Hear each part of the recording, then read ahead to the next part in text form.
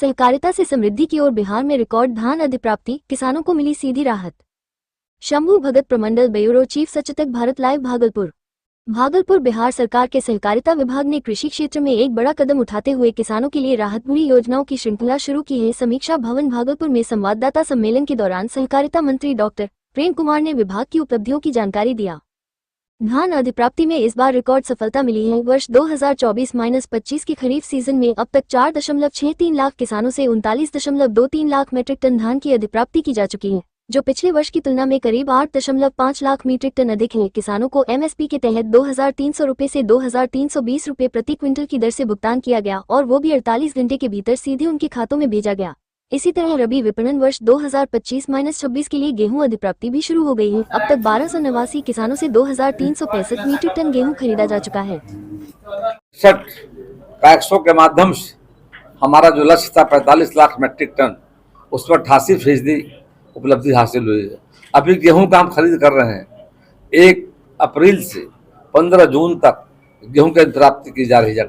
आगे एक बड़ी योजना हम लाए हैं सब्जी का, और राज्य में एक और जहां पर धान गेहूं के अलावा मक्का और तिलहन दलहन का उत्पादन बिहार में किसान भाई हमारे करते हैं, वहीं पर सब्जी भी बड़ी मात्रा में सब्जी का उत्पादन होता है। तो बिहार की सरकार ने, जिस जानकारी मिली, सरकार को सब्जी काफ़ी बर्बाद हो रहा है, किसानों को सही दाम नहीं मिल रहा है। उसी को लेकर हम लोगों ने एक संस्था बनाया है सहकार विभाग ने, बिहार राज्य सब्जी प्रोसेसिंग एंड मार्केटिंग फेडरेशन बनाया गया है। उसके माध्यम से राज्य के सभी प्रखंडों में हम समितियों का गठन कर रहे हैं और उस गठन के बाद अध्यक्ष निर्वाचित हो रहे हैं, किसान समिति के सदस्य हैं जाकर, और वहाँ पर हम लोगों ने अभी आधारभूत संरचना को लेकर के 10 टन का कोल्ड स्टोरेज, 20 टन का गोडाउन और बाकी जमीन पर sorting, grading, shed, platform, parking की व्यवस्था की गई। यानी कि प्रति प्रखंड में 10,000 मतलब स्क्वायर फीट जमीन में जाकर 8 कट्ठे के आसपास जमीन में जाकर के उसका निर्माण कराया जा रहा है। और जिला स्तर पर वो हम करा रहे हैं 2 एकड़ में जाकर बड़ा कोल्ड स्टोरेज।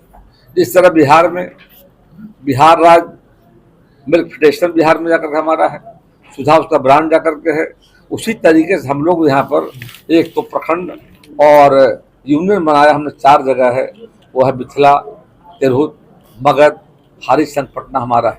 आगे भागलपुर बनाने जा रहे हैं इस महीने में, जो मैं देख रहा हूँ 5 बना है, 16 प्रखंड यहाँ पर जाकर। तो यहाँ भी गैप है 11 का जाकर, और बगल बांका में भी पार्टी ने तय कर लिया है कि नीतीश कुमार जी के नेतृत्व में चुनाव लड़ा जाएगा जाकर। और हर चुनाव घोषणा हुआ नहीं है, लेकिन आने वाले समय में 6 महीने बाद चुनाव होने जाकर स्वाभाविक है, माहौल बनने लगा है जाकर, चर्चाएं हो रही जाकर के है, और हर दल अपना अपना कार्यक्रम चला रहा है। हमारे पार्टी का भी कार्यक्रम एनडीए का चल रहा है जाकर। हम लोग भी अभी दौरे किए थे एनडीए का हर जिले में, और 5 दलों का एक कार्यक्रम बनाया गया था। और आगे माननीय प्रधानमंत्री भी आए थे, भागलपुर भी आए थे जाकर फरवरी महीने, और आगे भी मधुबनी में हाल में आए थे, वहीं पर माननीय अमित शाह जी भी आए थे।